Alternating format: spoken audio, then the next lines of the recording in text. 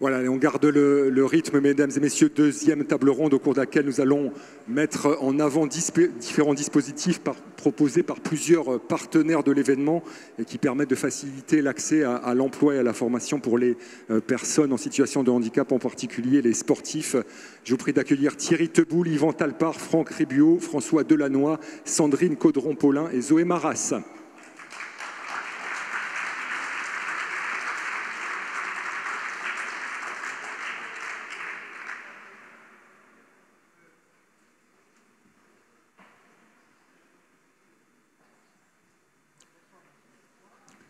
Voilà, prenez place.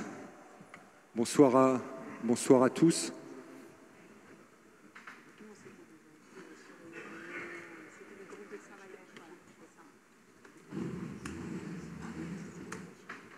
Venez par ici. Zoé va se mettre là. Venez. Voilà, merci beaucoup. Voilà, première table ronde danse. On va être synthétique, mesdames, messieurs. On va commencer les présentations de Zoé. Zoé, qui est au centre du plateau. Tu as 21 ans, tu es actuellement classé 33e mondial et titulaire d'un DUT de mesures physiques de l'Université de Savoie-Mont-Blanc, DUT qui a donc duré 3 ans. C'était important pour toi et tes parents d'avoir un bagage avant de te lancer à fond dans le tennis. Un mot sur ton emploi du temps type, tiens, de joueuse de haut niveau. On a perdu les micros, en voici un, voilà. Bonsoir. Mon emploi du temps, donc cette année j'ai eu la chance d'intégrer le Pôle France à Paris, où je m'entraîne avec Xenia Chasteau qui était là juste avant. Et donc l'emploi du temps typique, on a à peu près 4 à 5 heures de tennis dans la journée. On a 1h30 de physique aussi. Donc on s'entraîne au CNE, c'est le Centre national d'entraînement à Paris. Et on a de la chance d'avoir tout sur place et d'avoir autant physique, kiné, tennis et les soins aussi pour en récupération. Et donc voilà, on s'entraîne tous les jours là-bas. Et tu fais environ 2 à 3 tournois par mois. Alors on a dit que tu es diplômé. Parle-nous de ta recherche de stage. Pour obtenir un stage, le premier critère, c'est pas forcément les compétences qui matchent avec les besoins de l'entreprise, mais l'accessibilité des locaux. C'est ça ? Oui, c'est ça. Donc après mon bac scientifique, j'ai intégré l'université d'Annecy, d'Annecy-le-Vieux, où j'ai étudié un UT mesures physiques dans les sciences. Et donc en dernière année, on a un stage de 3 mois à exécuter pour valider notre année. Et donc ouais, ça a été des longs moments de recherche. J'ai envoyé beaucoup de CV à beaucoup d'entreprises.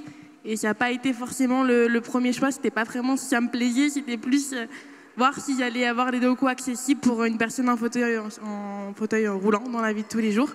Et donc ouais, je m'y suis pris vraiment longtemps à l'avance parce que je savais que ça allait pas être facile. Et donc j'ai eu la chance d'avoir eu plusieurs entreprises quand même qui avaient les locaux accessibles. Et donc j'ai pu faire un choix finalement dans le domaine qui me plaisait. Et j'ai eu la chance de faire mon stage chez Dior dans les laboratoires de chimie à Orléans pendant 3 mois. Et ils ont fait en sorte que je puisse rentrer dans les laboratoires, que je puisse accéder à toutes les machines. Ils ont vraiment été très accueillants finalement. Et le handicap pour eux n'a pas posé de limite. Et j'ai adoré. J'ai passé 3 mois vraiment incroyables avec eux. Et ça m'a fait plaisir parce que ça m'a renoué justement en me disant que même avec en situation de handicap, je pourrais trouver un poste où ils m'acceptent. Et j'ai passé 3 mois génial. Et j'ai obtenu mon diplôme du coup à la suite.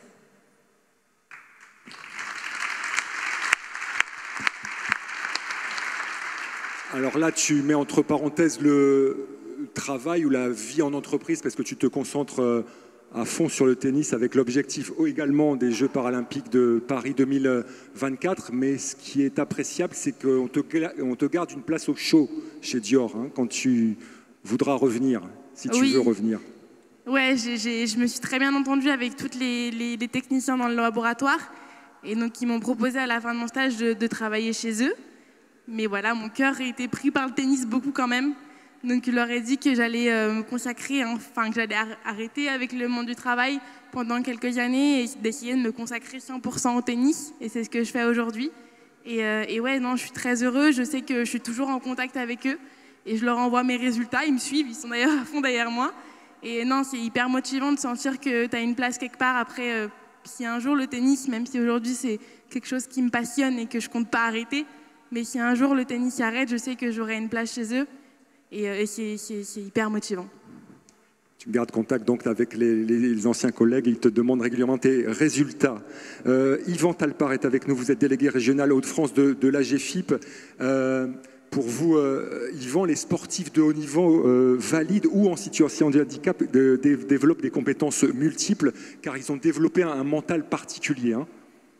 Oui, alors on parle souvent, on parle souvent des soft skills hein, quand on va aller chercher de l'emploi. Et effectivement, on se rend compte, moi j'ai quelques témoignages d'entreprises avec lesquelles on travaille qui ont ces recherches un peu systématiques de sportifs, notamment de sportifs de haut niveau, parce que, on l'a dit, on l'a entendu, hein, parce que vous avez parlé de résilience, on a parlé de connaissance de soi, on a parlé de dépassement de soi, on n'a pas dit assertivité, mais il y a ça aussi, on a les employeurs sont friands, en tout cas très très confiants avec des personnes qui sont capables d'apporter ça à l'entreprise. Voilà, donc c'est une vraie plus-value au-delà de la compétence qui par ailleurs est tout à fait indépendante du handicap. La compétence, donc les hard skills, les compétences techniques, les compétences douces, c'est l'intelligence situationnelle ou émotionnelle. Quand on est sportif de haut niveau, comme Zoé, est-ce que c'est pas une mad skill? C'est la nouvelle définition,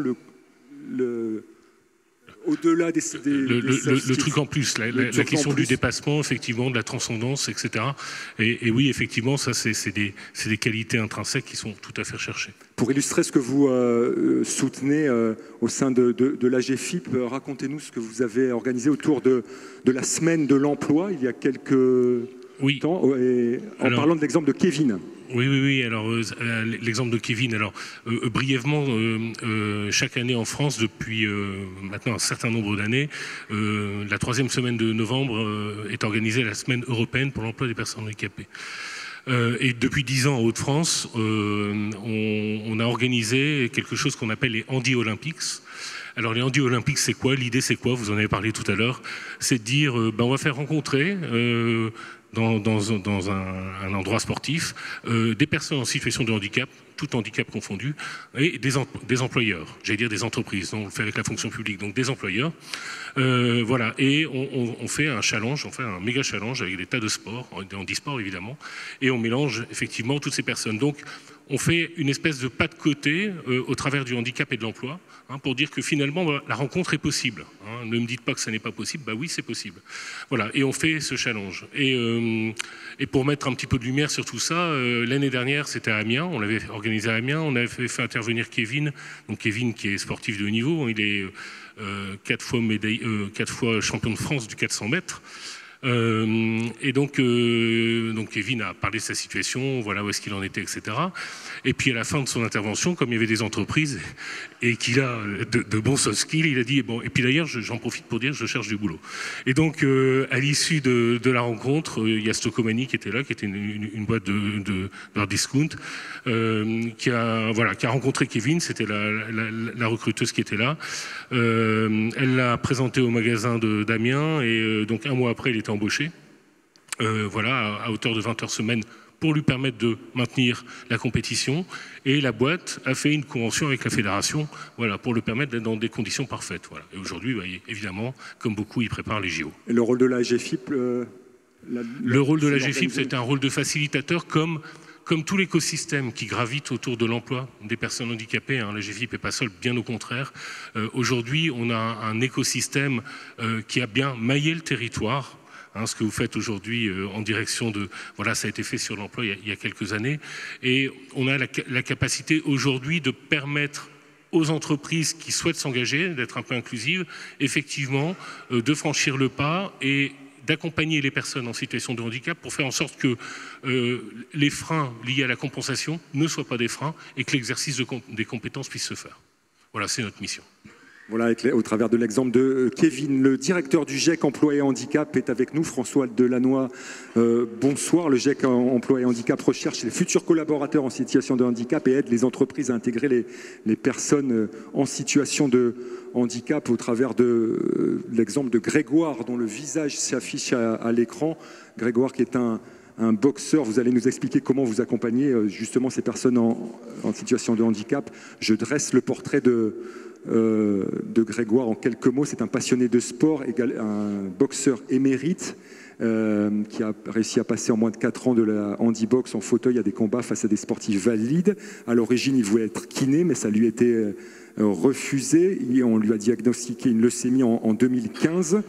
Il a voulu chercher un cursus en alternance, il s'intéressait à l'économie, mais il n'arrivait pas à trouver une entreprise. Il ne cachait pas évidemment ses soucis de santé aux employeurs, il indiquait systématiquement sa RQTH. C'était compliqué pour ces entreprises de l'intégrer dans leur organisation, car il devait aller à l'hôpital toutes les semaines et il risquait d'avoir des absences à répétition. Tout le monde lui disait, tu sais, les entreprises sont obligées d'employer des personnes en situation de handicap, la fameuse règle des 6%. Et un jour, il est tapé sur Google, recherche d'emploi handicap, et il est tombé sur le GIEC, justement, François Delannoy. C'est quoi la suite quand il a rentré en contact avec le GIEC? Il a été pris en main par quelqu'un de chez vous, Oui, bonsoir. Effectivement, je pense qu'il a frappé la bonne porte parce que, effectivement, au GIEC, notre ambition, c'est de faciliter l'intégration des personnes handicapées, notamment par le biais de l'alternance. Et donc, Grégoire, qui voulait faire un bac+2, nous lui avons ouvert les portes de boulanger pour lui permettre de faire son bac+2 dans l'assurance. Donc il a fait ces 2 années. Ça n'a pas été simple parce que Grégoire a eu des rechutes de sa maladie, il y a eu des absences, il a fallu aménager ses horaires de travail.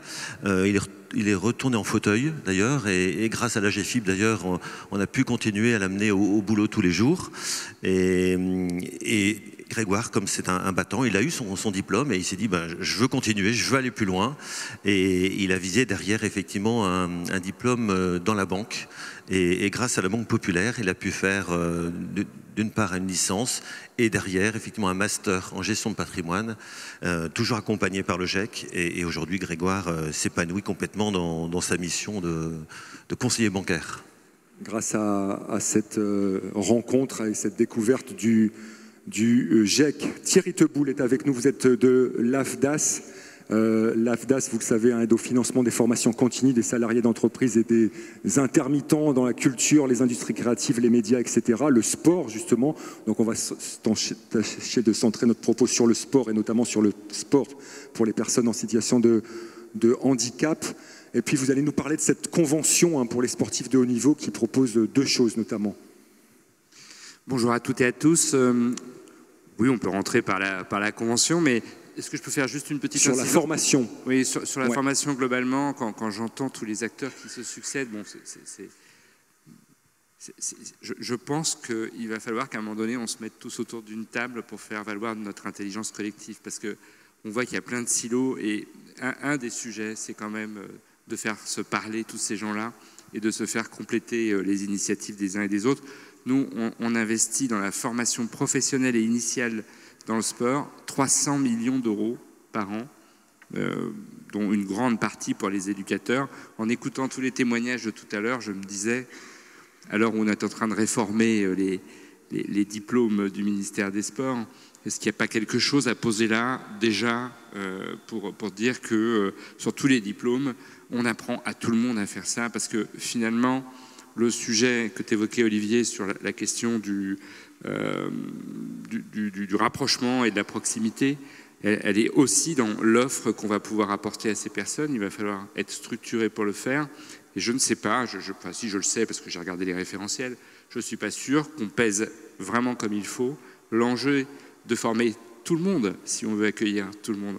Et ça doit être une compétence socle que de savoir traiter, quand on est éducateur sportif, ce type de choses. Bon, c'est pas moi qui les réforme, les diplômes, moi je les finance, mais enfin quand même, on a formé 50 000 apprentis en 3 ans dans le sport, 50 000 apprentis, et si ces 50 000 apprentis, qui sont quand même des nouveaux entrants sur ce secteur-là, si c'est 50 000 apprentis, dont 60% je crois sont des éducateurs, avaient tous un socle de compétences sur le sujet, je pense qu'on avancerait un peu plus vite dans la proximité qu'on veut apporter.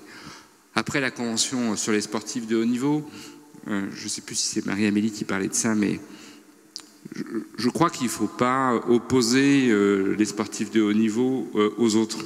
Je pense que ça serait une grave erreur de penser qu'on fait ça. Notre convention, nous, d'ailleurs, elle avait commencé à grignoter cette petite chose-là, puisque je crois que l'anecdote veut que le président de la République regarde à la télé une émission qui mettait en scène, je crois que c'était une karatéka, qui arrêtait ses études parce qu'elle ne pouvait pas conduire un double projet. Et elle se disait que si je voulais préparer des compétitions, alors le karaté est sorti des jeux, je crois, mais c'était juste des championnats du monde, il fallait qu'elle mette en danger son parcours professionnel futur. Et donc, elle a décidé d'arrêter sa carrière sportive. Donc le président a sollicité la ministre du Travail, qui évidemment a sollicité l'AFDAS, puisque nous sommes agréés, nous, par le ministère du Travail. Elle me dit, qu'est-ce qu'on fait? Vous qui savez traiter la question des intermittents du spectacle, tout ça, comment on fait avec les sportifs? Et donc on a monté une convention qui avait pour vocation de s'intéresser aux plus précaires, c'est-à-dire de se dire qu'il y a des maisons de la performance, etc., qui traitent des sportifs de haut niveau, mais le sujet, c'était qu'on réserve 10 millions d'euros, 20 000 euros par personne, pour accompagner les sportifs de haut niveau vers Paris 2024, mais vers d'autres échéances également. Ce qui faisait à peu près 500 parcours. Aujourd'hui, on a engagé 445 parcours, je crois. Je crois que c'est le chiffre à peu près à ce jour. Et on a fait un comité de pilotage la semaine dernière, et à mon grand désespoir, il n'y a que 9% de sportifs paralympiques. Et moi, naïvement, quand on a lancé cette convention, je me suis dit, on va avoir une grande majorité de personnes qui sont... alors la précarité, on l'évaluait à l'aune du niveau de diplomation, à l'aune des ressources dont la personne dispose, etc., etc. Et finalement, de ce point de vue, on a échoué. Bon, sur d'autres points de vue, on a réussi à déprécariser un certain nombre de sportifs de haut niveau, mais sur le terrain du handicap, on a un peu échoué. Je pense qu'il faut se poser des questions que vous avez un peu tous posées en filigrane, qui sont ces fameux freins périphériques. Moi, je trouve ça formidable, votre témoignage, parce que vous c'est même pas un double, c'est un triple projet que vous avez monté. Vous faites votre carrière, vous avez eu un diplôme, et vous avez même apparemment trouvé un emploi différé. C'est quand même rare. Hein, et je peux vous dire que c'est tous ces freins-là qui ne seront, à mon avis, résolus que par une intelligence collective, et si on se met autour de la table pour réfléchir à des dispositifs qui font faire le dernier kilomètre à tous ces sportifs, et le premier kilomètre à tous ceux qui œuvrent à l'inclusion et à l'insertion.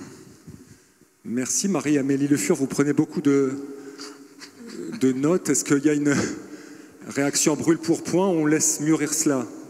Non, enfin, juste appuyer une réalité, hein, celle de l'intelligence collective. Nous, on en est intimement convaincus, on essaie de fonctionner comme ça, de se dire que voilà, les freins, ils sont multiples, et c'est en étant collectivement autour d'une table, en agissant voilà, chacun en responsabilité, mais en sachant ce que fait l'autre, pour des fois juste donner à connaître les projets, les faire grandir, leur donner une nouvelle caisse de résonance, ça peut vraiment changer durablement la chose. Je pense que c'est ce qui a été impulsé par la nouvelle gouvernance du sport, c'est la façon dont nous, on essaie d'animer le réseau des parasports sur les territoires, parce qu'en fait, on se rendait compte qu'il n'y avait pas rien de fait sur les territoires. Et je pense que ça, c'est quelque chose qui nous a été démontré par le travail d'état des lieux des référents paralympiques dans les territoires, c'est que de la volonté des différents acteurs, il y en avait dans les différents secteurs sportifs, économiques, mais chacun le faisait dans son propre périmètre, et dès l'instant qu'on amène les gens à travailler ensemble, eh ben on donne beaucoup plus de cohérence, de pertinence et d'effectivité au programme et au projet. Donc voilà, c'est la voie vers laquelle on souhaite aller pour l'accès à la pratique sportive, mais aussi pour la sécurisation des projets professionnels, des paralympiques et des parasportifs dans leur globalité. Yvan Talpart, vous êtes convaincu que les réseaux d'acteurs se connaissent et qu'ils font preuve d'intelligence collective ou systémique, comme vous dites, pour que tout le monde se parle au bénéfice de ces personnes en situation de handicap. Dans la région, ça se passe bien? La région a une histoire particulière. Et le partenariat en Hauts-de-France, ça n'est pas un vain mot. Hein. C'est-à-dire que le travailler ensemble, ça fait partie de la culture. du Nord, on est dans le Nord ici, c'est assez évident. Je trouve que s'agissant de l'emploi, en tout cas, voire même de la formation, les institutions en présence et en force communiquent, échangent, travaillent ensemble. Je pense au Conseil régional, je pense à l'État, évidemment, je pense au fonds privé et public, et évidemment à Pôle emploi. Aujourd'hui, on a une réforme avec France Travail qui va tout à fait dans le sens de ce que vient de dire Madame Le Fur, hein. C'est-à-dire que effectivement l'esprit c'est de se mettre ensemble autour de l'individu, hein, pour être dans une réponse la plus globale possible. Mais c'est vrai que l'histoire française, elle est très en tuyau d'orgue, hein, et donc on a des périmètres, et ah mon Dieu, ne sortons pas de nos périmètres. On a la chance en région d'être moins étanche par rapport à ces périmètres et donc de pouvoir oser un certain nombre de choses, hein. Et aujourd'hui, le réseau d'acteurs, et je parle bien d'un réseau d'acteurs, et je dis le mot réseau à dessein, sur l'emploi et la formation des personnes handicapées, fonctionne plutôt bien. Je donne juste un chiffre, il y a 10 ans, sur le programme régional de formation du Conseil régional, il y avait 2% de personnes en situation de handicap. Aujourd'hui, on est à 12, au moment où on se parle. 12%. Donc, 12%, ça veut dire que, ça fait 12% depuis 2-3 ans, ça veut dire qu'on a atteint un plafond de verre, non pas parce qu'on ne peut pas faire plus, mais parce qu'on est à l'étiage du possible en la matière. Voilà. Et donc notre enjeu maintenant, c'est effectivement de sécuriser ces parcours et de faire en sorte que derrière ils accèdent à l'emploi. Voilà. Je parle de la population globale en situation de handicap. On va faire connaissance avec Sandrine Caudron-Paulin. Vous résidez près de Lyon, dans l'Ain, à Saint-Maurice-de-Gourdan. Je vous présente comment, Sandrine? Petit 1 comme la maman de Mathis, 13 ans, et de Lily, 9 ans. Petit 2 comme une cadre qui a 17 ans d'ancienneté au sein de Randstad et qui est chasseuse de tête pour cadre en CDI. Ou petit 3 comme une athlète de haut niveau, 38e joueuse mondiale en tennis fauteuil et qui vise aussi une participation aux Jeux paralympiques de Paris 2024. 1, 2 ou 3? Ben, les 3. Les 3, et effectivement, vous étiez valide jusqu'en 2006. Vous avez subi un accident de cheval en 2007. Un an après votre embauche, hein, c'est ça, un an après votre embauche, c'est Randstad. Vous êtes paraplégique partiel. Et l'entreprise, suite à votre accident, vous a dit « Occupe-toi de toi, ton poste t'attend ». Et l'entreprise, donc Randstad, vous êtes beaucoup, hein. Oui, bonsoir. Du coup, effectivement, j'ai plusieurs casquettes. J'ai aussi, comme je suis recruteuse, le soin de recruter des gens cadres, et on me demande souvent des gens en situation de handicap, ce que vous ne pouvez pas faire parce que c'est une discrimination positive. Bon, c'est un petit peu compliqué. On m'a moi-même recrutée à plusieurs reprises pendant mes entretiens de négociation avec des DRH ou des directeurs de PME, sans avoir la compétence demandée, juste parce que j'étais en situation de handicap et cadre. Bon, voilà, je pense qu'il y a un peu de progrès à faire à ce niveau-là. L'entreprise m'a aidée dès le début sur le fait de tout mettre en place pour que je puisse continuer mon métier. J'ai été absente 1 année et demie à l'issue de mon accident. Et puis après, voilà, tout a été mis en place pour que je continue mon travail. Et ensuite, quand est venu le sujet tennis, alors sur le tard, parce que moi je côtoyais pas de personnes en situation de handicap, j'ai récupéré, donc je suis pas en fauteuil. Je pensais bêtement qu'un sport en fauteuil, il fallait être en fauteuil. Donc voilà, des erreurs aussi. J'avais essayé, on a parlé de la santé tout à l'heure, mais j'avais essayé assez rapidement en centre de rééduc et après dans mes suivis, parce que j'ai eu pas mal d'opérations derrière, mais de demander si je pouvais faire un sport et de tester mes compétences. Pas bien orientée pour le coup. On m'a fait plein de tests, mais bon, les résultats, je les ai pas eus. Et on m'a orientée vers pas grand-chose, donc j'ai pas continué dans cette voie, vu que entre le boulot et les enfants, ça faisait pas mal. Et puis, il y a un moment donné où le sport m'a trop manqué. Et en 2018, je suis poussée un petit peu par mon entourage. J'essaye le tennis en fauteuil qui tout de suite me raccroche mes mondes, puisque j'ai été 15 valide quand j'avais 17 ans. Donc j'ai 25 ans de tennis valide. Donc c'est sûr qu'une raquette, une balle, je savais ce que c'était. Donc là j'accroche tout de suite. Un peu le parcours du combattant dans ma région. Il n'y a pas beaucoup de représentants de ma région, donc ça va. Un peu au niveau de la Fédé, un peu le parcours du combattant, parce qu'il fallait qu'on me prête un fauteuil.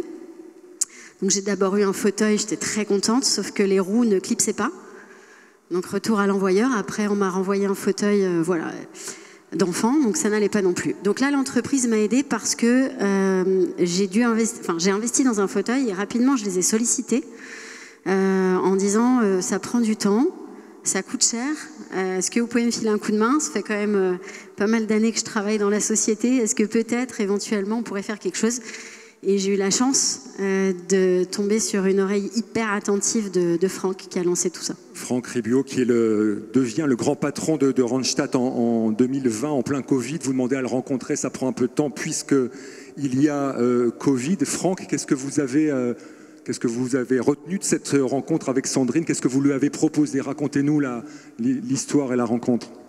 L'histoire elle est assez simple en fait. Alors moi j'ai la chance d'avoir fait toute ma carrière en croyant que j'étais dans un monde de bisounours. Et j'ai 53 ans maintenant et j'ai fait toute ma carrière et j'y crois toujours au monde des bisounours. Donc je vais continuer puisque j'ai toujours dit que les gens on était tous différents, qu'on avait tous un rôle et qu'on jouait tous un rôle dans la société, aussi bien dans une société, dans une entreprise que dans la vie de tous les jours et que depuis un très jeune âge, en fait, j'ai toujours côtoyé des gens qui étaient en situation de handicap et ça ne m'a jamais posé de problème. Et donc quand j'ai rencontré Sandrine, je lui ai dit déjà...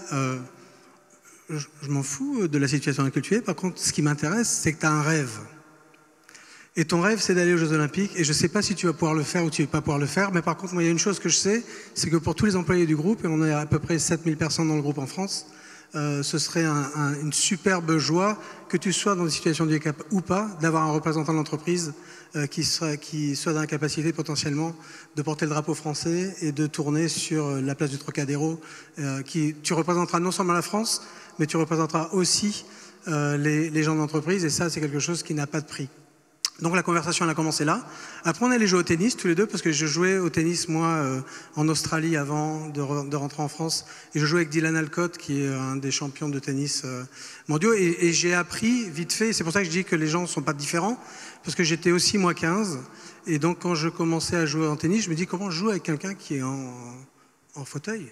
Est-ce que je lui mets la balle gentiment Et en fait, j'ai envoyé la balle 2 fois, je me suis pris 2 parpaings, et donc je me suis dit, bon, maintenant j'ai bien compris, je vais jouer normalement en fait contre cette personne-là. Donc j'ai dit, on va faire la même chose avec toi, on va aller taper la balle à Lyon, et là, Sandrine décide de réserver un cours sur un tapis à peu près. C'est pas moi qui ai réservé le cours, c'est une collègue. Non. Et donc j'ai culpabilisé pendant 1 heure, puisque j'ai essayé de la faire courir, de la faire rouler, mais elle ne roulait pas. Donc je lui ai dit, bon, tu as besoin de combien de temps, tu as besoin de quoi? Et ce qu'elle a dit qui était vraiment vrai, et je pense que c'est une erreur que les gens font, c'est que quand elle m'a approché pour demander plus de temps, elle a dû me dire au moins 15 fois, est-ce que potentiellement, éventuellement, et donc elle s'excusait en fait pendant 15 fois de me demander quelque chose, alors que moi j'étais prêt déjà à dire oui, au bout de même pas première fois. Donc on a commencé avec un mi-temps, et puis après elle m'a rappelé en me disant, écoute, là je commence à bien augmenter mon niveau, est-ce que éventuellement je pourrais, est-ce que potentiellement je m'en excuse? Et je lui ai dit, mais attends, t'excuses pas, t'as besoin de quoi en fait? Et on va tout mettre en place pour qu'on puisse t'aider. Donc on en est où on en est aujourd'hui, et peu importe si elle va ou non aux Jeux Olympiques, on sera fiers d'elle.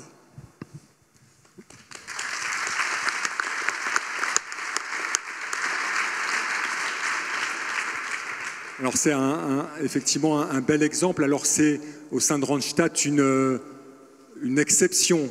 Si on dézoome, on dézoome et on sort de cet exemple très particulier, effectivement très chouette pour Sandrine. Vous, en tant que comment on vous appelle, grand groupe RH, groupe de recrutement, vous avez la responsabilité d'éduquer vos clients et d'accompagner les personnes en situation de handicap dans leur parfaite intégration. C'est ça votre responsabilité, la responsabilité de Randstad. Donc moi j'ai eu la chance en arrivant ici en fait de faire plein de rencontres différentes. Donc j'ai rencontré Sandrine, après j'ai rencontré quelqu'un qui était absolument formidable en plein milieu de nulle part en Franche-Comté, entre Montbéliard et Besançon, qui a monté une entreprise adaptée, qui a utilisé sa fortune en fait pour pouvoir monter une entreprise adaptée où il a mis un centre de balnéo, des médecins, un théâtre, etc., et a créé cette entreprise adaptée où ils emploient des gens pour faire du télétravail et aussi tout ce qui est service pour tout un tas d'entreprises. Et moi, quand j'ai rencontré cette personne-là, je dis mais c'est fantastique, tu sais quoi, on va mettre des gens de Randstad chez toi. Donc on a commencé à faire du suivi, du sourcing de candidats avec des gens dans cette société vraiment perdus au milieu de nulle part, donc à complètement la campagne. Je me suis dit c'est génial, on va faire ça. Tout le monde m'a regardé avec des yeux en disant mais il est complètement fou, l'Australien là, qu'est-ce qu'il est en train de faire? Et on a commencé comme ça. Et après on a une entreprise adaptée de travail temporaire qui a été la première entreprise adaptée de travail temporaire en France, grâce au soutien de vous tous et au soutien des ministères. Et j'ai dit, cette entreprise adaptée, elle vivote dans son coin. Et non, on va faire un réseau de ATT. Et donc aujourd'hui, on en a 4. On a 4 agences, dont une dans la campagne en Franche-Comté. Et notre objectif complet est de pouvoir aider les gens en situation de handicap, de pouvoir aller trouver un emploi et d'expliquer aux employeurs, et c'est ce que je faisais déjà avec Dylan en Australie, qu'en fait, la vie, elle est normale, que des gens peuvent venir travailler de manière complètement normale. Et je challenge en fait très souvent nos clients en disant que très souvent, ils ne savent même pas qu'ils ont des gens qui ont un handicap, qui travaillent avec eux, et que souvent, on pense toujours au pire, alors que très souvent, c'est pas la situation. Et on a plein de gens qui contribuent superbement bien. Et Sandrine, avant d'être en tennis, était une de nos meilleures performeuses en tant que recruteur. Donc, si tu ne réussis pas au tennis, je te reprends d'autre manière, donc tu le sais. Dernière question, Franck, dites-nous ce que vous avez mis en place à Valenciennes. À Valenciennes, en fait, on a... on parlait d'accès et de partenariat. On a eu énormément de mal pour ouvrir une ATT dans les Hauts-de-France. Je ne devrais pas le dire parce que je suis ici. Mais on a eu vraiment beaucoup de mal pour pouvoir s'implanter. Il se trouve qu'on est, désolé pour les Lillois, on est aussi partenaire du Racing Club de Lens. Donc je m'étais dit, on est sur les maillots, désolé. Donc j'ai dit, c'est que ce serait bien qu'on puisse faire une ATT à Lens. Et on a eu porte fermée après porte fermée après porte fermée. Et donc on est en train d'ouvrir une agence CLIF, qui est l'agence le ATT dont je parlais, qu'on ouvre actuellement sur le territoire du Valenciennois. Mais ça après avoir été repoussé bien loin de là où on avait le plus d'opportunités, puisqu'on a beaucoup de clients autour de Lens et Arras, etc. Mais bon, on va le faire à Valenciennes. Et ce sera une des agences, on va en ouvrir 4 autres d'ici la fin de l'année. Et on va le faire un peu partout en France, et on le fera de plus en plus. Merci Franck de Randstad.